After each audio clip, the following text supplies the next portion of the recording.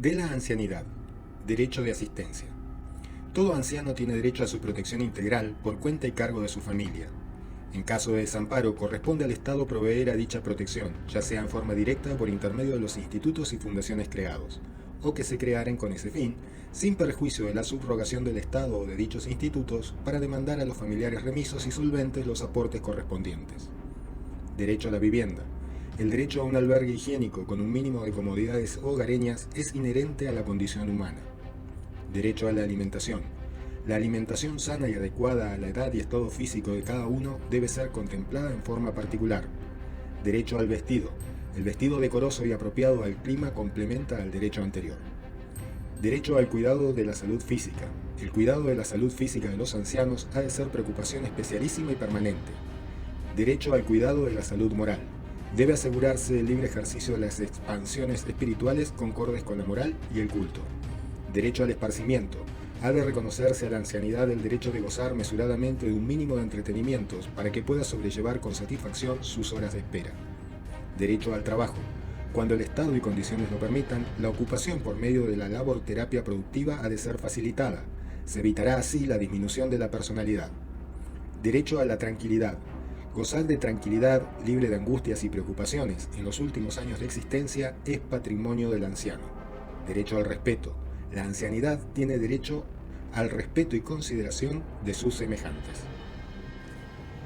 Si no fuera por la palabra políticamente incorrecta de anciano, podría pasar tranquilamente como parte del tratado sobre los derechos de los adultos mayores, y sin embargo es textual de la Constitución Nacional Peronista de 1949.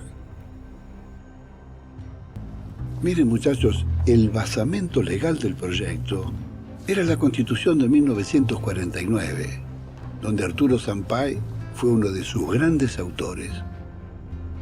Su artículo 40 plantea que la organización de la riqueza y su explotación tienen por fin el bienestar del pueblo.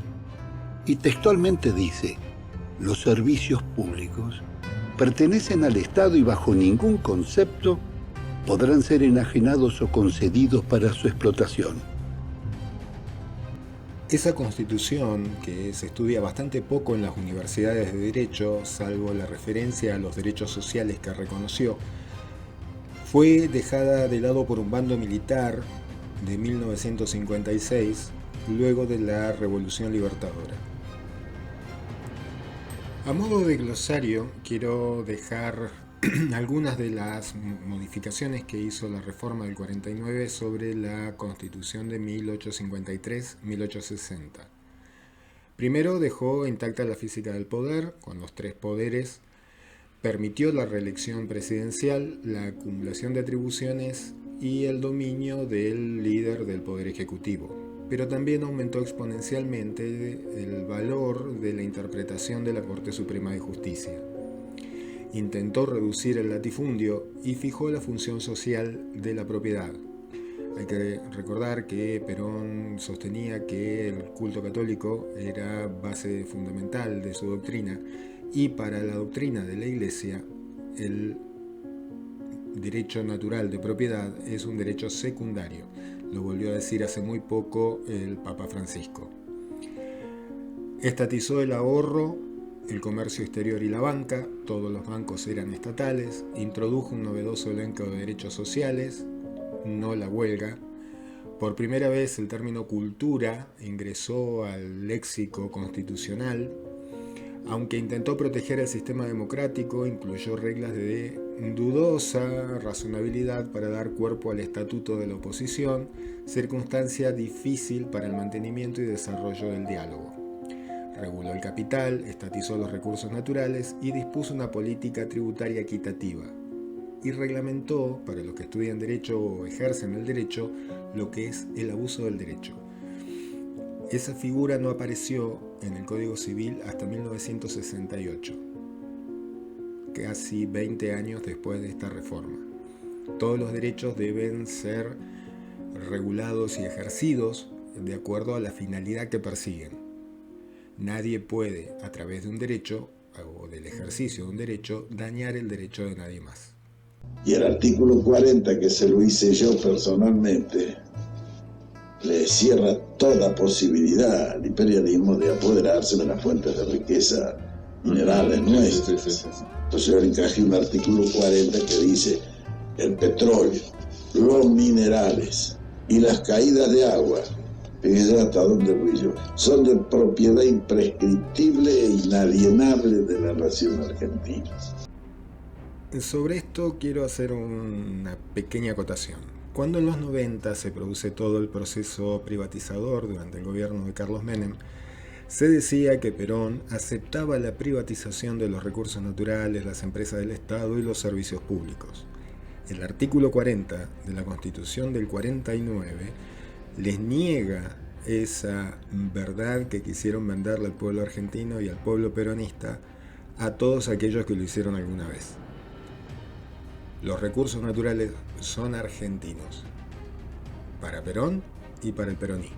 Hoy que tanto se habla de la doctrina, los servicios públicos tampoco pueden ser concesionados y bueno, necesitamos que se declaren algunos servicios públicos que ciertos fallos y ciertas medidas cautelares siguen manteniendo como servicios privados suntuarios y que no son de utilidad, necesidad pública, atento al derecho que todos tienen en esta época a la información.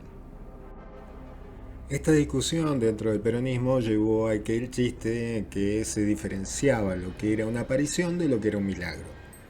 Una aparición consistía en que Menem, caminando en medio del bosque, se encontrara con el fantasma de Perón.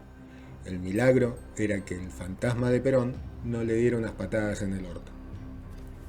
El hecho de que la Constitución del 49 haya sido derogada por un bando militar, es decir, por una orden militar, hizo que la Constitución de 1853-1860 tuviera vigencia y validez, pero una validez bastante precaria, porque no puede un bando militar derogar una Constitución.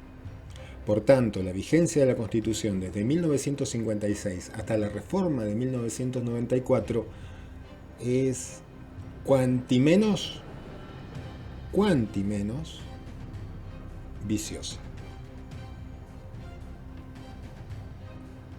Cuenta la leyenda que en 1976 se había llamado ya elecciones anticipadas durante el gobierno de Isabel Perón, pero ponía como condición Isabel Perón revisar el tema de la vigencia de la Constitución. ¿Cuál era la que estaba vigente? ¿La de 1853-1860 o la de 1949 derogada por el bando militar? La respuesta fue el golpe de Estado. También hubo una convención constituyente que fue la que agregó el 14 bis en 1957. Pero fue la única modificación y la única sesión a la que esa convención constituyente trabajó, para decirlo de alguna manera. Se revolearon cosas y se terminó. Así que por eso preguntaba a la expresidenta de la Nación cuál era la constitución que estaba vigente. Algunos dicen que nosotros tuvimos una situación privilegiada de posguerra. No, mentira. Todo lo que nosotros hicimos fue lo que creó 10 años de abundancia y 10 años de felicidad para el pueblo argentino. Cuando yo me hice cargo del gobierno no se fabricaban ni los alfileres que usaban nuestras modistas. Y al terminar nuestro gobierno, el país quedó fabricando barcos, vehículos, camiones, automóviles, máquinas diésel eléctricas, aviones, etc. Y con este video espero haber respondido a aquel pedido de mis estudiantes sobre el gobierno peronista y el peronismo. Cualquier consulta a la caja de comentarios. Si te gustó el video, dale me gusta, suscríbete, compartilo. Soy Cristian Ali Flores y te dejo un abrazo.